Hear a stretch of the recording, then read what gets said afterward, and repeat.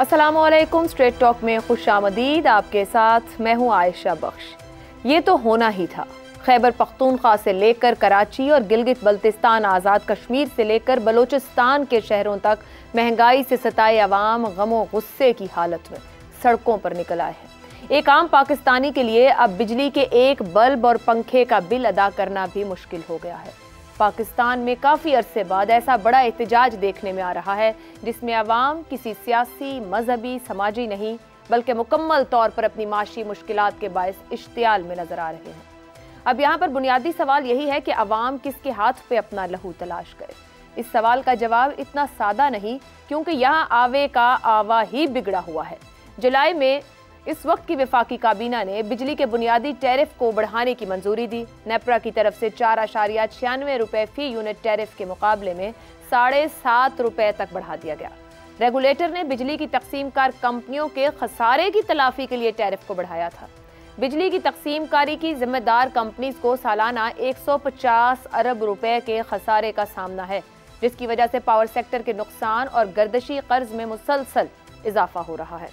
इसी साल कौमी असेंबली की स्टैंडिंग कमेटी को बताया गया कि 2022-23 के दौरान 380 अरब रुपए की बिजली चोरी की गई और अगले साल बिजली चोरी से होने वाला नुकसान 520 अरब रुपए तक पहुंच जाएगा। दूसरी तरफ वापडा के मुलाजमीन को उनके ग्रेड के हिसाब से माहाना 1100 यूनिट तक बिजली मुफ्त दी जा रही है। वापडा के ग्रेड 21 और ग्रेड 22 के मुलाजमीन के लिए 1300 यूनिट फ्री है। इसी तरह एक रिपोर्ट के मुताबिक सरकारी मुलाजमीन सालाना 34 करोड़ यूनिट मुफ्त बिजली इस्तेमाल कर रहे हैं।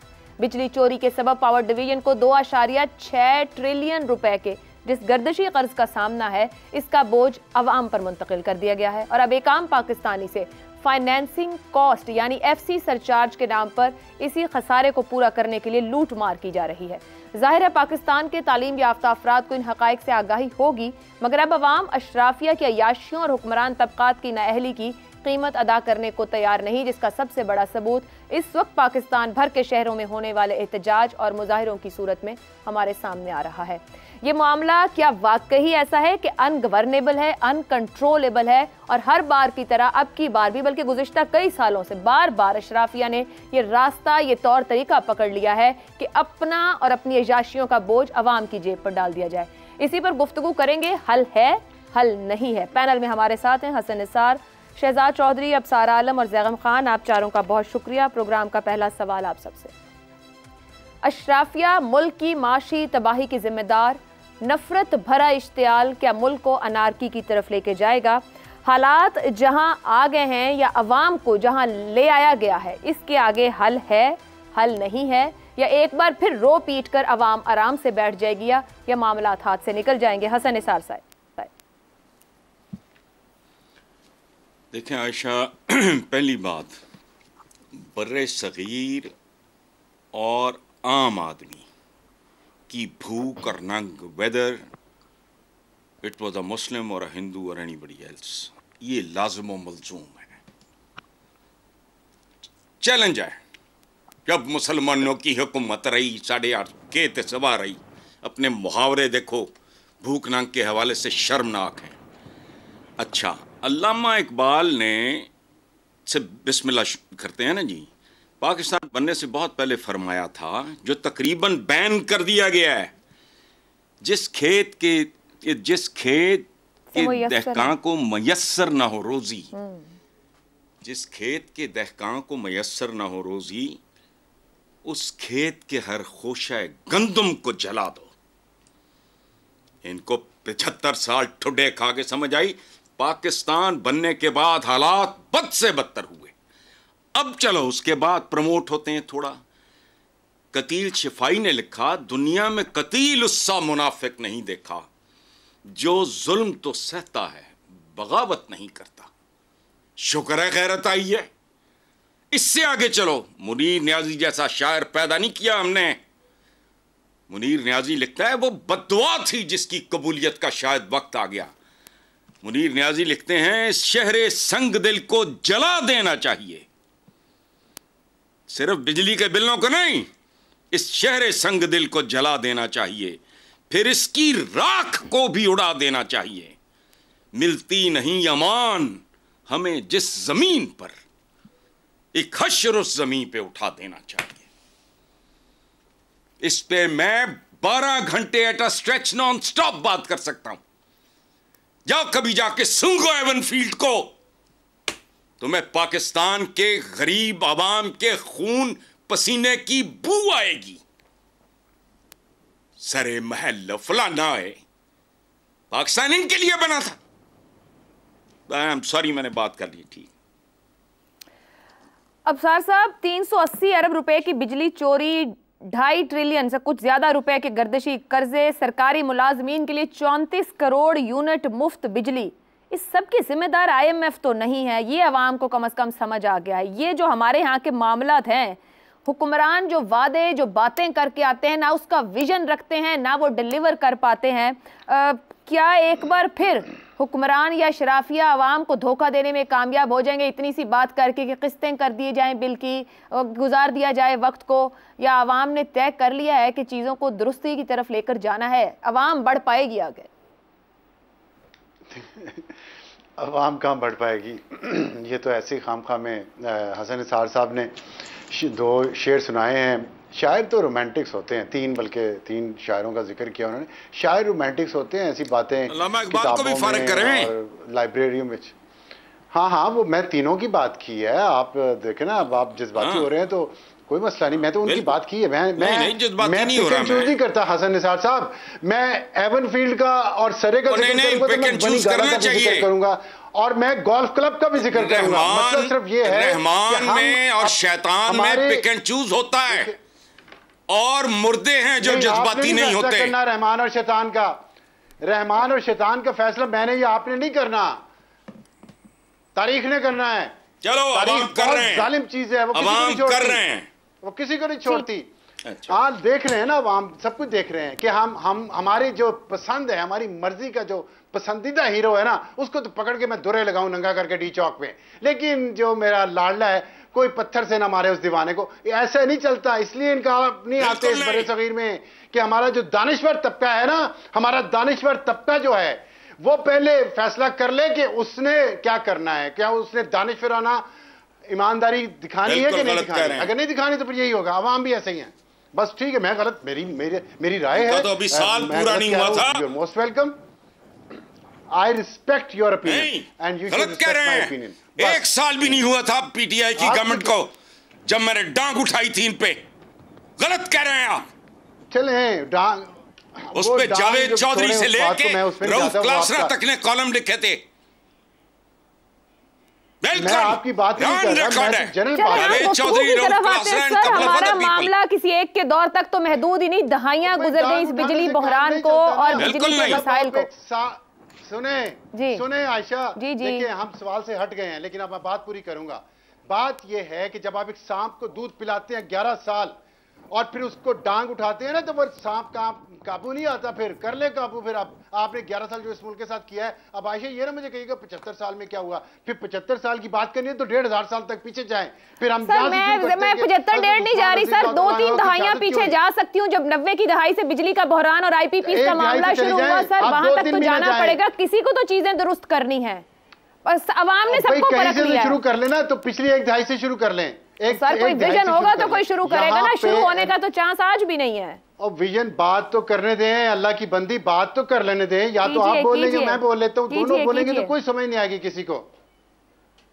तो बात यह है कि यहां पे एनार्की कब नहीं थी मुझे बताएं। तारीख उठा के देख लें। अशरफ जिसको आप अशराफिया कहते हैं, अशरफ से निकला है। अशरफ तो बेहतर होता है, ये बेहतर तो नहीं, ये तो माफिया है और सदियों से है इस खित्ता ज़मीन पे। यहाँ पे ये एनार्की जिसको आप एनार्की कह रही हैं, जो एहतजाज हो रहा है, लोग बाहर निकले, कुछ नहीं होना, बेफिक्र हो जाएं। ये एनार्की ऐसे चलती रहती है। यहाँ माफिया मौज करेगा। जितनी लॉलेसनेस होगी, जिसके पास ज्यादा ताकत है, जिसके पास बड़ी बंदूक है, वो उसका राज चलता रहेगा और कुछ नहीं होना है। या ऐसे ही होना है क्योंकि हमारी नीयतें खराब हैं। हम सबकी नीयतें खराब हैं, इसलिए इस मुल्क ने आगे नहीं बढ़ना।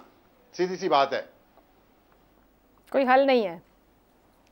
एक हल ठीक है, कोई हल है। नीयत ठीक कर लें और स्टार्ट ले लें इस तरफ से कि आज से हम स्टार्ट करते हैं ईमानदारी से। वो अब आज शहजाद साहब वो आज कभी आएगी जब नीयत हम कह देंगे कि नीयत ठीक है, क्योंकि मैं तो ये कहूंगी सब हुकूमतें आवाम ने भुगत ली हैं, अरबों के कर्जे हैं, किसी इदारे का हाथ लगा के देख लें सरकारी इदारों के जो हालात हैं, मतलब है दुरुस्त लगता है कि अनगवर्नेबल मामलात हैं, कोई इनका हल नहीं है, तो आवाम रो पीट के चुप होकर बैठ जाएगी, कुछ नहीं और इससे आगे। देखिए अशराफिया जब तक जज्बात के अंदर इतनी ज्यादा ढल जाएगी जिस तरीके से कि हमें नजर आ रहा है, तो फिर अशराफिया के होश और हवास तो वैसे उड़े हुए हैं, वो तो नहीं समझ पाएंगे मसला क्या है और इसका हल कैसे तलाश करना है। तो मैं ये दोनों से गुजारिश करूंगा और ख़ासतौर पे अफसार साहब से जो कि फ़र्ज़ और सुन्नत दोनों अदा करते हैं कि भाई थोड़ा सा ज़रा हौसले के साथ बात करें। मेरे ख्याल में जो शेर अगर हसन साहब ने पढ़े हैं तो उनको भी मान लेना चाहिए और जो अफसार साहब का गुस्सा है उसको भी मान लेना चाहिए। लेकिन आगे चलते हैं। देखिए बात यह आपने कहा हल नहीं है, हल है, इन दोनों के बीच में चॉइस दिया आपने। हल है या हल नहीं है, हल ढूंढना पड़ेगा। वक्त आन गया है कि हल ढूंढिए। अगर हल नहीं ढूंढेंगे तो ये जो असदहा अब जो अनलीश हुआ है ये आपको बहा के ले जाएगा। और मैं अशराफिया से वो सारे डॉक्ट्रिन वाले और नन डॉक्ट्रिन वाले और जनरल जिलानी से शुरू किए हुए, देखिए 70-71 मेरी उम्र हो गई, 30 साल का मैं था जब नवाज शरीफ साहब ने सियासत शुरू की थी। अब मैं 71 का हो गया, वो 30 साल से लेकर अभी भी माशाल्लाह वजीर आजम और वजीर पता नहीं क्या क्या वजीर बनने के चक्कर में। तो 40-41 साल में किसी को खड़े होकर अपनी जिम्मेदारी कबूल करनी पड़ेगी ना। ये तो नहीं कह सकते कि अच्छा एक लाडला है या कोई लाडला है, पता नहीं यहां कौन किस किस का लाडला है, उसको छोड़ दीजिए। देखिए बात बुनियाद मसला क्या है। मसला ये आपके पास 4 मसले हैं इस वक्त, 3 मसले बड़े। पहली बात, आपने ऐसे मुआहदे किए जिसका आपके पास कोई हल नहीं है। किसने किए? मैंने तो अभी ये पिछले 2-4 दिन में सुना कि 1993 में ये बेनजीर भुट्टो की हुकूमत थी, जब ये पहले आरपीपी के और आईपीपी के मुआहदे हुए, उस वक्त के मुआहदे थे, शोर मचा। उसके ऊपर फिर आगे आएगा 2008 का मामला, उसमें आरपीपी का मसला शुरू हुआ, फिर पीपल्स पार्टी की गवर्नमेंट। फिर 2013 में जब आए और नवाज शरीफ साहब ने उस वक्त आवाज उठाई थी, उन्होंने कहा था ये जो आप मुआहदे कर रहे हैं हमें मार देंगे। 2013 में आगे, फिर उस वक्त तक नवाज शरीफ साहब भी समझ गए थे कि ये मुआहदे कहीं नहीं जाने वाले, जो कर गए सो कर गए। ये पावर प्लांट भी इनके, ये मुआहदे भी इनके, ये फायदे भी इनके, ये डॉलर भी इनके। तो 2013 में वो भी चुप करके लाइन में लगे। आते ही इसहाक डार साहब ने क्या किया, 500 अरब की पेमेंट कर दी। किस किस को की?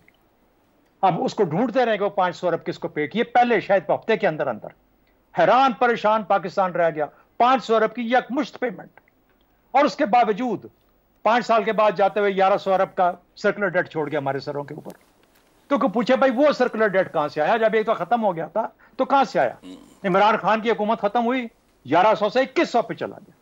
आज हम 2600 से 2300 की बात कर रहे हैं, अरब की 2300 अरब की बात कर रहे हैं। तो ये तमाम का तमाम अशराफिया उसके से 3 चीजें हैं जी। देखें, आपको मायदों को रिव्यू करना पड़ेगा, क्या तरीके हो सकते हैं। मैं नहीं कहता कि क्या मुनासिब है, ये सोचने समझने वाले जो बैठे हैं ना, ये ना कि केयर टेकर है मेरा काम नहीं है। और भाई केयर टेकर है, you damn well do it, that is why you are there. If you can't do it, हट जाओ वहां से। उसके लिए उसको क्या करना है, उसको कोई ना कोई देखना, रिव्यू करना है। उसे कहना है एनर्जी इमरजेंसी लगा रहा हूं, मैं नेशनलाइज कर रहा हूं तुम्हारी पावर प्लांट्स को। उससे IMF से बात करे, उससे बात करे, कोई क्रिएटिव वेल्थ फंड क्रिएट करे, कहे इस वेल्थ फंड से जितना पैसा आएगा उनसे बात करे, इन सबको मिला के कि मैं अगले 30-40 साल में आपके पेमेंट कर सकूंगा। मैं भी नहीं कर सकता, मेरी आवाम मर गई है और मुझे मार देगी। उसके बाद इनको यह देखना है कि चोरी किधर होती है। आपको पता है पेशावर के फीडर ऐसे हैं जहां 90% चोरी होती है, सिर्फ 10% रिकवरी। सबसे ज्यादा लॉस ही पेस्को का है।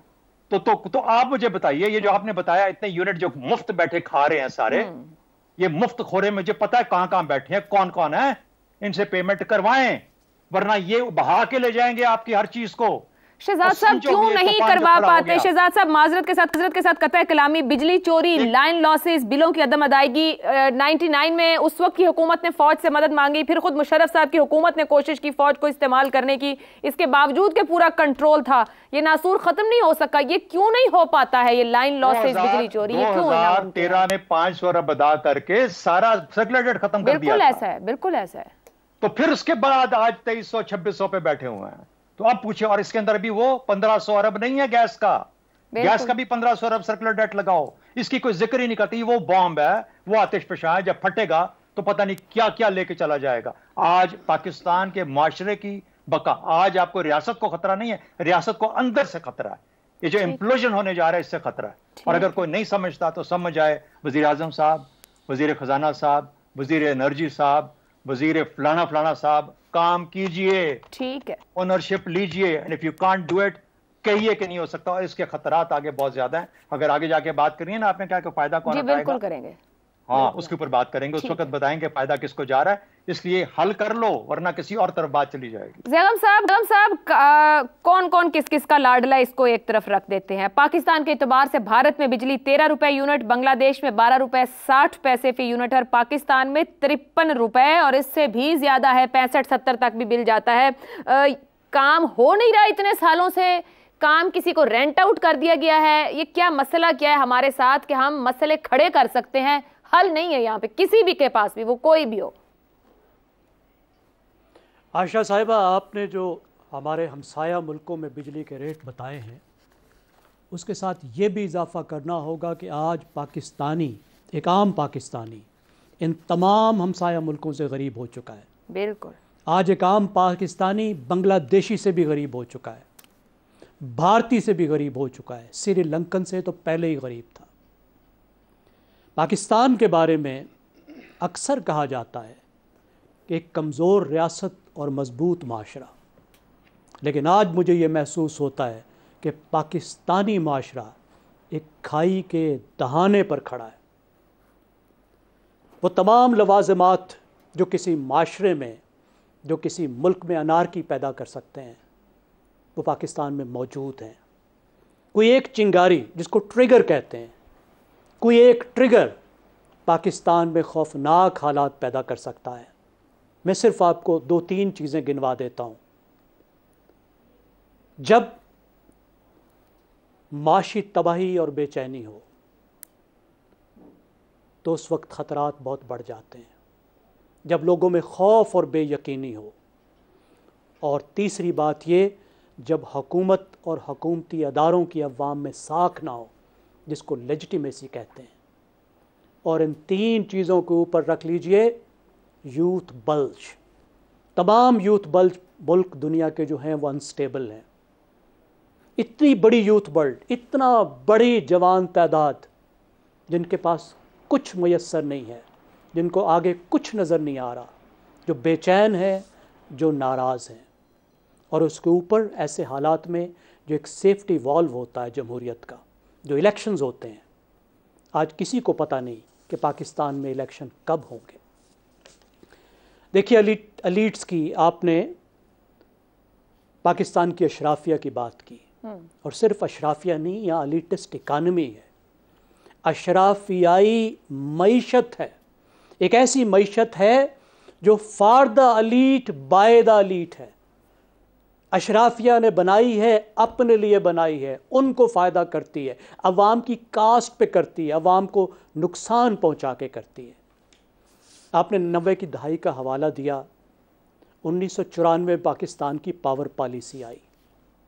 जो गलतियां 1994 में की गई थी, वो तमाम गलतियां 2013 में दोहराई गई। टके की अकल नहीं आई। 2013 में 500 अरब रुपए का सर्कुलर डेट पे किया, उसके बाद जो नए मुआहदे किए वही गलतियां की। जो अमरीकी कंपनियों के साथ जिस तरह के मुआहदे किए थे, वैसे मुआहदे चीनी कंपनियों के साथ किए। 94 में भी अचानक कैपेसिटी बढ़ाई गई थी, इतनी कैपेसिटी बढ़ाई गई थी जिसकी ज़रूरत नहीं थी। डिस्ट्रीब्यूशन को ठीक नहीं किया गया था, फिर यही किया गया। महंगे फ्यूल पे बिजली बनाई गई, गलत मुआहदे किए गए, अपने हाथ बांध कर दे दिए गए कि कैपेसिटी पर पेमेंट करेंगे, तुम्हारा माल हमसे खर्च हो या ना हो, ले सके ना ले सकें, तुम्हारी जितनी कैपेसिटी है उसके पैसे देंगे और डॉलर में देंगे। और फिर हुआ ये कि इंडस्ट्री नहीं बढ़ी, इंडस्ट्रियलाइजेशन नहीं हुई कि बाहर से डॉलर आते। आपने वो सामान किया कि जो डॉलर देने का सामान है। और आज जहाँ पे हम खड़े हैं, कुछ अंदाज़ों के मुताबिक 2700 अरब रुपए का सर्कुलर डेट है, जो घाटा है। ये बनते हैं आज की करेंसी में $9 बिलियन। दुरुस्त। और डॉलर की रकम क्यों अहम है? क्योंकि इसमें बहुत बड़ी रकम, ज़्यादा रकम वो है जो हमने डॉलर की शक्ल में इन कंपनीज को देनी है, और उन्होंने वो पैसे बाहर लेकर जाने। ठीक है ज़ैगम साहब, बस मुख्तसरन ये कहिएगा कि कोई हुक्मरानों ने तो नहीं सीखना, सिर्फ ये कह दें कि अवाम सीखेगी या वो भी रो धो के चुप होकर बैठ जाएगी। मुझे ब्रेक पे जाना है, बस इतना जवाब दें मुझे।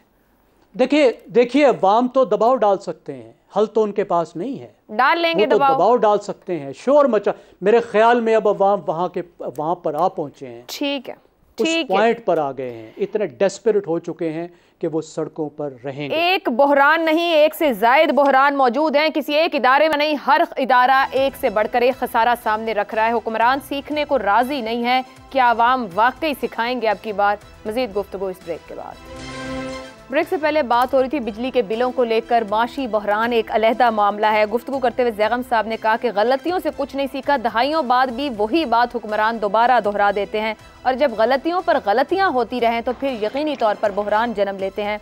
और एक कॉल भी है, in the midst of every crisis lies great opportunity. इसी मामले पर गुफ्तगू करेंगे। जब ऐसे बहरान हो तो कोई ना कोई कहीं ना कहीं फ़ायदा उठा ले जाता है, और हमारी तारीख भी यही बताती है। सवाल करेंगे इसी पर। माशी बहरान, Noon league, peoples party, JUIF, PTI सब ही जिम्मेदार। अवाम बिना क़यादत सड़कों पर, फ़ायदा कौन उठाएगा? शहजाद साहब, आप ऊपर गुफ्तगू करते हुए इस पे बात भी करना चाह रहे थे। असल बात स्टेक होल्डर्स एक से जायद हैं जो कि फ़ायदा उठाने को हर वक्त तैयार रहते हैं। हालात जिस रुख पर आगे बढ़ रहे हैं, फ़ायदा कौन उठा लेगा इस मामले में? अच्छा, एक तो मैं थोड़ा सा ज़रा माजरत कर लूँ, अपने पुराने पिछले सेगमेंट के अंदर मैं बाकियों को जज्बात से रोकते रोकते खुद जज्बाती हो गया। असल में दो तीन मेरी अपनी कमज़ोरियाँ हैं असल में। एक तो नालायकी और झूठ, ये दो चीज़ें बिल्कुल बर्दाश्त नहीं होती, और जहाँ पे ये बिल्कुल सामने आके कहीं कहा जा रहा हो या बोल रहा हो या नज़र आ रहा हो तो बिल्कुल बर्दाश्त नहीं होता। और ये हमारी जो अशराफिया है बदकिस्मती से वो इन्हीं दो चीज़ों के ऊपर नालायक भी है और झूठी भी है। तीसरी एक और चीज़ है बुज़दिली। बुज़दिली ये कि यार ये ऐसा हुआ करेंगे तो वो कौन IMF तो क्या बोलेगा, तो ये वो वगैरह वगैरह। अच्छा, ये बुज़दिली इनको रोक के रखती है। सियासी डर, मफाद के जी यार हमारा वोटर बेस खत्म हो जाएगा, जो पाकिस्तान के हक में, लॉन्ग टर्म अवाम के हक में है, वो नहीं करना। ये देखना है कि मेरा अगला इलेक्शन कैसा हो जाएगा। ये बुज़दिली है। ये वो झूठे लोग और बुज़दिल लोग जो नालायक भी हैं वो इस किस्म की हरकतें करते हैं। बहरहाल आपका अगला सवाल कि क्या होगा क्या, देखिए सरासर नुकसान है। जो समझता है कि उसका फायदा, उसका भी नुकसान है। इन हालात के अंदर पाकिस्तान के अंदर कोई सियासी पार्टी, ये बड़े सियाने थे जिन्होंने कि ये इलेक्शन थोड़े से देर से कर दिए। ये बगैर ये नासमझी में नहीं करके गए कि अच्छा इसको 4 महीने ये कर दो, 2 महीने वो दे दो, और शायद उससे भी 2-3 महीने। इनको भी पता है कि ये आएंगे तो हम अच्छे लगेंगे। ये जो भी बैठे हुए हैं ना, ये आएंगे, इनके हाथ से चीजें बिखर जाएंगी, निकल जाएंगी, तो हम दोबारा अच्छे लगने शुरू हो जाएंगे। और जब हम अच्छे लगेंगे तो फिर इलेक्शन करवाएंगे, ताकि रिलेटिव सेंस के अंदर हमारी कोई जगह बनती नजर आए। लेकिन आपने कहा पिछले, जिसमें खत्म कर रही थी जब अपना सेगमेंट पिछला, कि शायद अवाम छोड़ देंगे। मेरा नहीं ख्याल अवाम छोड़ेंगे, मेरा नहीं ख्याल। अब वो उस जगह पे, उस नहज पे बात पहुंच चुकी है जहां पर अवाम रुकने वाले नहीं है, और जो मैं बार बार कहता हूं कि बहा के ले जाएगा। तो इसीलिए जिम्मेदारी मैंने और आपने और हम सब ने ये नहीं देखना कि एक तरफ अशराफी है, एक तरफ अवाम गुस्से में बेफर के हम साइड पे बैठे टीवी पे कमेंट्री कर रहे हैं और क्या मजेदार ये आने वाला। हम पाकिस्तान का तमाशा बनते नहीं देख सकते। हमें उनको बताना है कि किस तरीके से, हमने कोई आइडियाज देने हैं, कुछ थॉट देनी है, और ये बावर कराना है कि सरासर नुकसान है। जो समझता होगा इसके अंदर उसका फायदा किसी का नहीं है। ये किसी के काबू में आने वाला जिन नहीं है, जिन बोतल से निकल चुका है।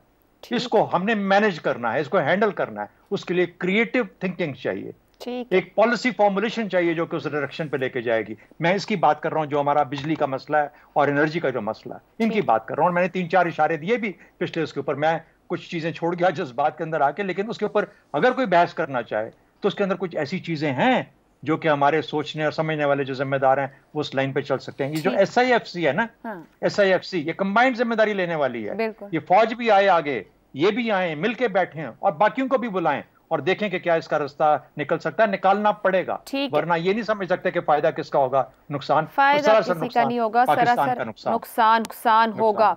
हसन निसार साहब, सवाल इसलिए रखा कि जब भी कहीं कोई अपॉर्चुनिटी हो, तो क्राइसिस हो, तो किसी ना किसी के लिए अपॉर्चुनिटी बन जाती है। कुछ स्टेक होल्डर्स हैं, जैसे हमारे यहाँ अदलिया है, फौज है, निगरान सेटअप की तवालत है, एक बांग्लादेशी मॉडल के क़याम की बात होती है, मजहबी जमातें हैं जो इस वक्त राइट नाउ हमें सड़कों पर नजर आ रही हैं आवाम के साथ, सियासी जमातें नहीं है, या कोई पोलिटिकल लीडर। कोई फायदा उठा पालेगा इस पूरी सूरत हाल से? किसी के भी फायदे का मामला नहीं। इस तरफ बाद में आते हैं। मैं 2 लाइनें अर्ज करना चाह रहा हूँ ताकि रिकॉर्ड पे रहें। ज़रूरी नहीं है कोई एग्री करे। मैं अपने सब दोस्तों से बसद एहतराम इख्तलाफ करता हूँ। अशराफिया ना नालायक है ना नाअहल है, ये बहुत सफाक और मक्कार लोग हैं।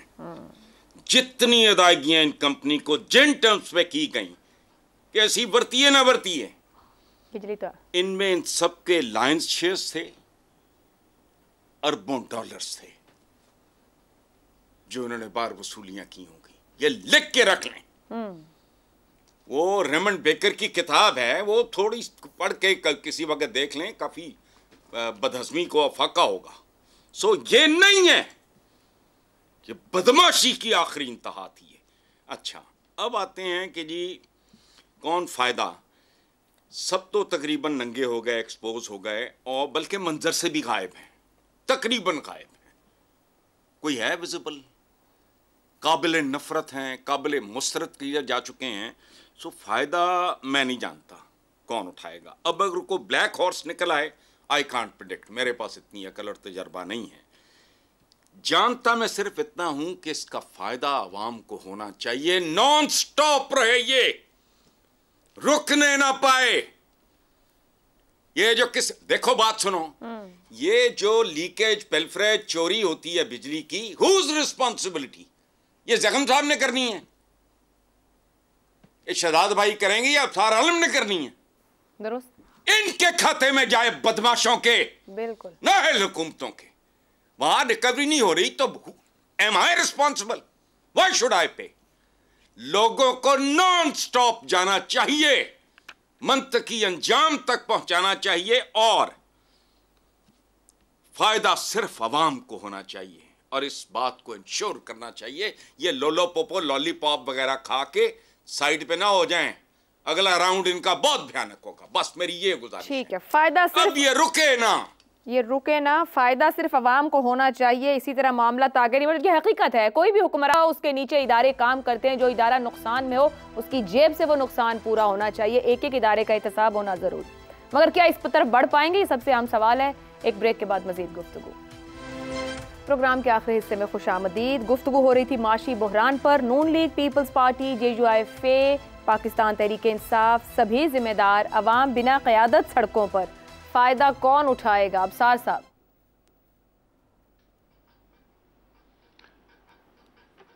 देखें, बात यह है कि फ़ायदा इसमें क्या होना है। मैं शहजाद चौधरी साहब ने मुझे कहा कि जज्बाती हो गया था। मैं हाँ जज्बाती हुआ हूँ और होता हूँ, हूँगा भी, आइंदा भी हूँगा।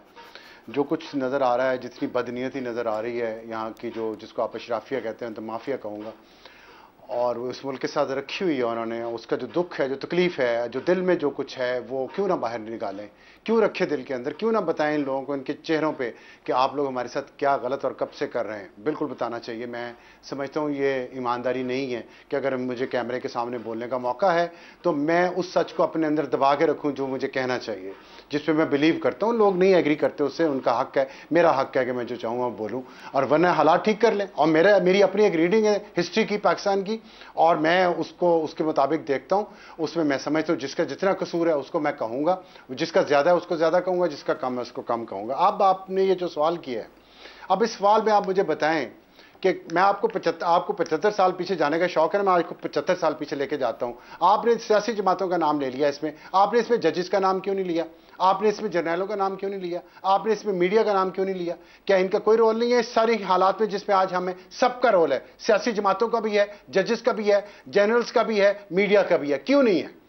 क्यों नहीं हम ईमानदारी से मानते कि हमारा मीडिया का भी कसूर है इसमें? जिस आज अभी मैं पढ़ रहा था, वो फरिया हदीस ने एक वो किया है ट्वीट, जो मोटरवे पे हादसा हुआ था उसका रेप का, वो ड्रामा पूरा बनाया है एक टीवी चैनल ने। क्यों बनाया ड्रामा? उस पर सिर्फ रेटिंग लेने के लिए किसी के ड्रामा को आप इस्तेमाल कर रहे हैं। कितने हम इनसेंसिटिव लोग हैं अंदर से, बेहिस हैं हम खुद बेहिस है मीडिया वाले, तो दूसरों को हम कैसे सियासी जमातों को लान तान करते? चले कर ले सियासी जमातों को लान तान। 3 सियासी लीडर हैं ना इस मुल्क में जिनका कसूर है सबसे ज्यादा। सबसे पहले जुल्फकार अली भुट्टो, कौन लाया था उसको? क्यों? किसने आके सियासी जमातें जो पुरानी थी और जो सियासी लीडर थे तजर्बाकार, उनको बैन करप्शन के नाम पे किसने किया था? अयूब खान ने। आप जुल्फकार अली भुट्टो को लेके आए, उससे नहीं बने, उसको निकाल के ज़ियाउल हक साहब आ गए।